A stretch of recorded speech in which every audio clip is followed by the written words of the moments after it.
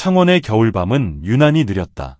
공연장 바깥으로 쏟아져 나온 사람들의 숨이 하얗게 번지고 앵콜을 끝까지 버틴 함성은 아직 귀 속에서 울렸다. 2025년 12월 12일 밤, 창원 컨벤션 센터의 마지막 조명이 꺼지던 순간 누구도 다음 장면이 무대가 아니라 식당에서 시작될 거라고는 상상하지 못했다. 화려한 조명과 폭죽의 잔향이 사라지기도 전에 한 사람의 이름이 조용히 도시에 내려앉았다. 김영빈. 노래로 수천의 심장을 흔들던 그가 낡은 간판 아래 오래된 식당의 미닫이 문을 밀고 들어갔다는 소문은 번개처럼 퍼졌다. 그리고 그 소문에서 파문으로 변하는데 필요한 시간은 길지 않았다. 단 하나의 영상, 단 하나의 동작, 단 하나의 호칭 때문이었다. 식당 안은 놀라울 만큼 평범했다. 끓는 된장찌개의 숨결, 고기가 불판에서 튀기며 내는 작은 폭발음, 반찬 그릇이 오가며 생기는 사소한 달그락거림. 작은 TV에서 흘러나오던 뉴스 자막이 어딘가 멍한 시선으로 스쳐 지나갔다. 그 평범함이 오히려 기묘했다. 왜냐하면 사람들은 스타가 등장하는 순간을 늘 연출로 상상하기 때문이다. 그러나 그날 밤의 공기는 연출의 냄새가 아니라 오래된 기억의 냄새를 품고 있었다. 스태프들과 동료들이 자리를 잡고 웃음을 터뜨릴 때 김영빈의 표정은 뒤늦게 도착한 사람처럼 잠시 멀어졌다. 누군가의 농담이 공중에서 멈춘 듯한 순간, 그가 바라본 곳에는 허리를 약간 굽힌 채 테이블 사이를 오가던 60대 여성 직원이 있었다. 접시를 들고 물컵을 채우고 말없이 고개를 숙이며 더 필요하신 거 없으세요?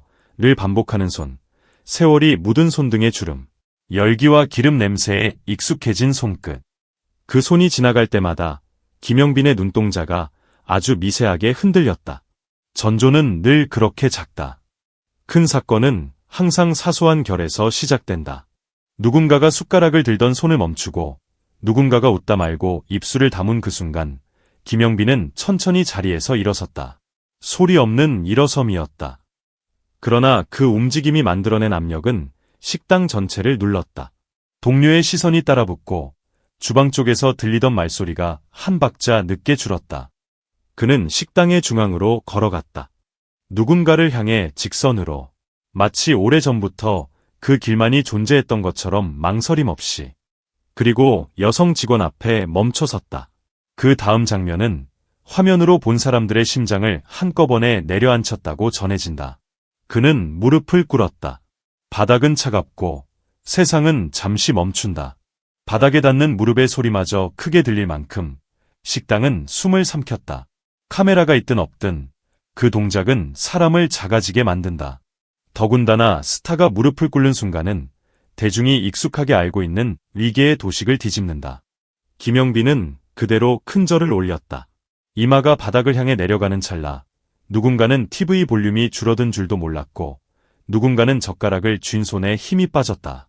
그리고 그 정적의 중심에서 그의 목소리가 낮게 울렸다.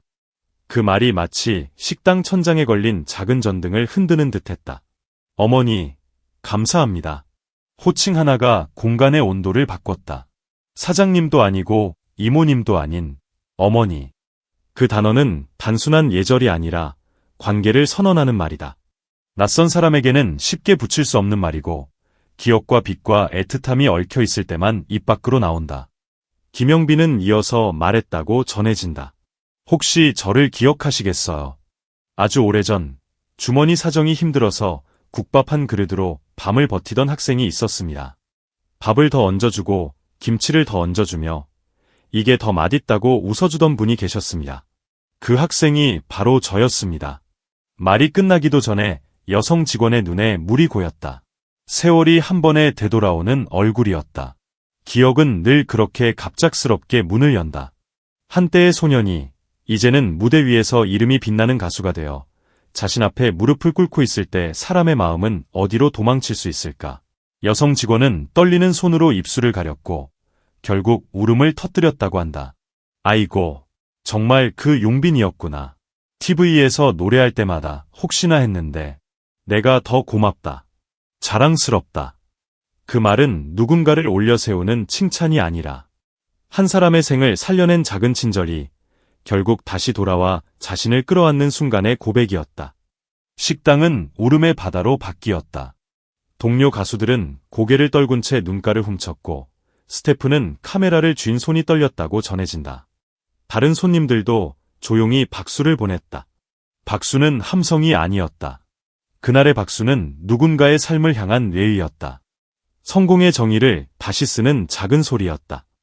그리고 그 모든 장면이 기록으로 남았다는 말이 사람들을 더 크게 흔들었다. 천장 구석의 작은 눈, CCTV, MBN 단독이라는 말과 함께 영상이 공개됐다고 알려지면서 이야기는 단번에 국민적 화제가 되었다. 사람들은 화면을 멈춰 다시 보고 다시 재생하며 같은 장면에서 같은 곳이 젖었다. 왜냐하면 그 영상이 보여준 것은 화려한 편집도, 멋진 조명도, 영웅을 만들어내는 배경음도 아니었기 때문이다. 그저 한 인간이 과거의 은인 앞에 무릎을 꿇고 자신의 뿌리를 확인하는 장면. 연출로는 만들 수 없는 결, 계산으로는 흉내낼 수 없는 호흡. 그 날것의 진심이야말로 요란한 시대가 가장 갈망하는 것이라는 사실이 잔혹할 만큼 선명해졌다. 문화평론가들이 진정성 쇼크라는 말을 꺼냈다는 이야기도 뒤따랐다. 요즘의 감동은 기획되고 감정은 편집되며 눈물은 각본 속에 배치된다. 하지만 카메라가 꺼졌다고 믿었던 자리에서 누군가가 자신의 체면과 위상을 내려놓고 가장 낮은 자세로 고개를 숙일 때 대중은 그 장면을 진짜라고 판단한다. 사람들은 스타라는 단어에서 먼저 떠올리는 거리감을 잠시 내려놓는다. 그리고 묻는다. 나도 누군가에게 그런 밥 한 그릇을 건넨 적이 있었나? 나는 내 삶의 은인 앞에서 마지막으로 언제 고개를 숙였나? 김영빈의 동작이 던진 질문은 그만큼 단순했고 그래서 더 잔인하게 가슴을 파고들었다. 온라인 반응은 폭발적이었다고 전해진다. 저건 연출이 아니다. 저건 진짜다 라는 문장이 수없이 복제되고 공유됐다. 누군가는 댓글로 오늘부터 내 통장은 김영빈을 위해 열린다 라고 적었다고 한다. 과장된 맹세처럼 보이지만 그 밤에는 이상하게도 허풍으로 들리지 않았다는 사람들이 많았다. 누군가는 부모에게 영상을 보여주며 말했다고 한다. 이것이 어른의 인사라고, 성공의 정의라고, 사람이 사람에게 해야 할 최소한의 예라고. 감동은 감상으로 끝나지 않을 때 힘이 된다. 그 장면이 행동으로 번졌다는 말들이 뒤따랐다. 누군가는 창원 그 식당에 꽃바구니를 보냈고, 누군가는 동네의 오래된 식당을 찾아가 밥을 먹었다. 누군가는 모금으로 장학금을 만들겠다고 말했다. 따뜻한 밥 한 그릇이 한 사람을 살렸고